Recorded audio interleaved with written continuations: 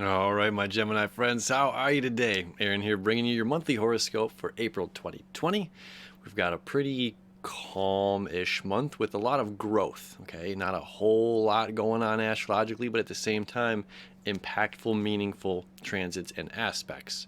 All right, if you're new to the channel, check out the dailies as we dive way deeper into the aspects of every single day, where this is a nice general overview of what's going on and really showing you the houses and where this plays out in your chart. Now, right off the gate, we do have some movement. You know, look, everything here for you is in your 8th house to your 12th house. Okay, it's how it's been for the past month as Venus has been moving through Taurus in your 12th house. Well, Venus will finally move out here on the 3rd. Okay, just in 2 days from now, Venus is going to move out into your 1st house. Okay, and start transiting your 1st house. So it's finding your own joy, sparking the love in your life. For you, you're allowed to be happy and joy. Right now it's been at the place of completions and endings. There's one ending is a new beginning, right? So you're ending something here and starting a new chapter. Okay, so there's a new chapter coming up, but a lot of what you're dealing with deals with other people. Okay, so on the 3rd, Venus moves into your 1st house. On the 3rd, Mercury and Neptune here finally meet up. Okay, it's been months coming as Mercury entered on the 4th of February, then retrograded back, and then moved forward again. And we're finally meeting up here on the 3rd as well as an exact conjunction. All right, so this is in your 10th house of career, public image, how people are viewing you, the words that you're speaking, allowing yourself to go into your intuition, being guided by spirit, by source energy, and really allowing your dreams and imaginations, communicating them and bringing them alive, bringing them alive.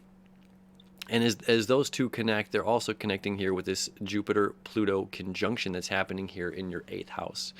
Okay. This is about your shared resources, the shadow side.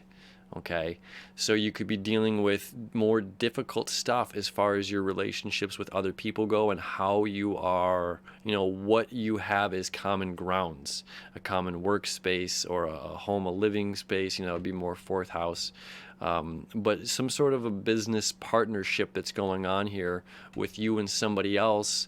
That's saying we have to expand, we have to see our own shadows during this issues, and we have to expand beyond our own power and control issues, okay, to see the bigger picture at large.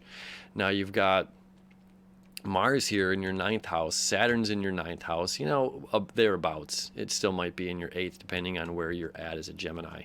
Okay, Saturn's only going to get to 2 degrees, just about 2 degrees, before it retrogrades back into Capricorn all the way to like 25 degrees. Okay, but Mars is absolutely moving through your 9th house. Okay, so this is saying, like, look, take the high road. Open up communication. Don't be lost in this communication. Communicate what you have to communicate. Move through, travel through this higher road. Have faith, that you're able to communicate these things. As you see, there is this little sesqui-square happening here. It's just like if I lock up and keep things tight and close to chest, maybe, this won't burst. It's like, no, you have to be able to communicate things. You have to open up and talk about it, right? Now, on the 7th, we have a full moon, okay? Your sun here is in the 11th house, which is about community, which is about, the spark of community, getting other people together, which is a difficult time right now, and the sun in Aries, which is self, saying I'm alone in this community, that I'm alone by myself right now, and then you're going to have, boom, Libra moon over here in your 5th house, your sister air sign. All right, this is about your creative self-expression. Again, this month for you is about finding your personal joy. Okay, Venus moving into your 1st house, the full moon happening in your 5th house. This is your ego. This is how you express yourself in a positive or a negative manner. And in the negative manner, Jupiter, it's going to square Jupiter and Pluto over here, saying, like, look, we have to shine a light on this part of our ego, this part of our control issues, this part of our authoritative issues. this part of, how are we going to truly be a good business partner? How are we going to truly create what we have to create and make these things happen for ourselves and for the whole as a good, how to be a good boss. You can't fire every employee when you get it in, a difference. You'll have no one working for you and you're going to be a tyrant. Okay, that's part of the nature of this connection, working through that tyrant part of self. And this full moon gives you a sense of being able to see your own ego, okay? Saying, look, there is a community, there is a social gathering, there are other people besides self that I have to look at here, and it's an interesting spot when the sun is in Aries, which is about self, and the moon is fully illuminated in the opposite in Libra, which is about everybody else.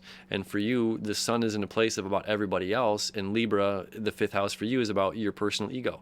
So this is a really interesting full moon for you and allowing you the opportunity of great expansive growth, and especially dealing with this square that the moon's going to be creating just after here to Jupiter and to Pluto, right? Then on, let's see here, on the 12th, now Mercury has been in this sign of Pisces seemingly like forever. We have forward momentum. There are no planets retrograde right now, not till the end of the month. We'll talk about that in a second. So Mercury, though, moving sluggishly, your ruling planet is Mercury. Your ruling planet is Mercury. All right, and it's at its fall spot, okay, in the sign of Pisces. So it's going to enter Aries on the 12th. All right. Now, it's been here since February 4th. Move forward to 13 degrees, retrograded back to 28 degrees, move forward again. On the 3rd, it's going to conjunct. On the 12th, it's finally going to get the F out of Dodge, okay, out of a place where it doesn't want to be. And it's going to rip through the sign of Aries in 15 days. Okay, so it's from spending almost, 2.5 months in one sign, seemingly, it's going to rip through Aries in 15 days. Enter the 12th, out on the 27th. Okay. So again, this is about your community. This is about you reaching out, connecting with other people. Okay. There is a huge part of you right now that's saying there's an absolute need to connect with other people. And you can be kicking and screaming about that, or you can be jumping for joy about that. It's all about your perspective in the matter. It's how you're dealing with this quarantine, how you're dealing with life, how you're dealing with confronting the issue face on. Okay, so it's a really powerful moment right now. It's a really powerful time, again, for personal growth in dealing with our community. All right, so as Mercury's ripping through that, it's just like it's important to communicate, to talk with other people, and as well acknowledge our own sharp tongue, when we're saying things so fast that we're not thinking about what we're saying, because that's what Aries' job is to do, is to spark the match. Okay, Mercury is fast action, the fastest moving planet in the zodiac. It's your ruling planet, so you could be a quick-tongued, quick-witted individual, and we might say things that are going to be, daggers that pierce the auras and the hearts of other people during this time. So watch these next, those 2 weeks between the 12th and the 27th, okay? Now, on the 19th as well, the sun is going to move out of Aries and enter the sign of Taurus, okay? On the 19th and on the 22nd, there's going to be a new moon at the very early degrees, okay? What's that, 3 degrees of Taurus, okay? Which is close conjunction here to Uranus, and it will be squaring the new beginning, squaring the nodes. Okay. Oh no, I'm sorry. It's not squaring the nodes. It's going to sextile and trine the nodes. All right. So it's going to trine to the south node, and it's going to sextile over here to the north node. All right. So it's just like how you're communicating is going to affect your money. This new beginning does affect your finances. This new beginning does affect your business relationships with other people. Which is really, really important right now. Okay, there's a new beginning, and being in the 12th house, this is a karmic new beginning for you. Okay, and then again on the 27th, Mercury is going to enter here as well. On the 26th, the sun will conjunct with Uranus. Okay, this is the end of April. You expect the unexpected. You're dealing with endings here. You're dealing with karma. You're dealing with something coming to a closure. What is that for you? Who knows? You will find out at the end of the month. As well, so we're going to have Pluto. We have a lot of forward momentum, but we're going to have Pluto begin its retrograde cycle. It stations retrograde on the 25th. Okay, it's stationed 25th, 26th, and on the 27th at 25 degrees, it's going to retrograde backward for the next 6 months. Okay, so Pluto's the first outer planet to retrograde this year. We've had Mercury retrograde once already. It's going to retrograde in Cancer. It's going to retrograde in Scorpio and all the water signs. Not the easiest. We're dealing with emotions, a lot of emotions this year. We're healing and clearing the emotions. We're letting the water flow, even if we don't want it to. That's what's going on. We have to deal with that shadow part of self, our emotional body. Venus is going to retrograde in May. I believe Saturn is as well. So this is the beginning of the retrograde cycles that are going to be happening through the rest of the year, because Mars will also retrograde. Mars happens once every 2 years. Okay, that's going to happen this summer, and it's going to be in Aries for 6 months. Okay, 6 months in one sign. That's brutal. And being in Aries, it's going to be aggravated, blood-boiled aggression. There can be a lot coming up. Mercury during those 15 days is going to give us a bit of a foreshadow to that Mars retrograde, and how we're dealing with that, how we're dealing with other people is really important. Okay. So either way, we're not going to really feel the Pluto retrograde until May, and that's when the other retrogrades kick in as well.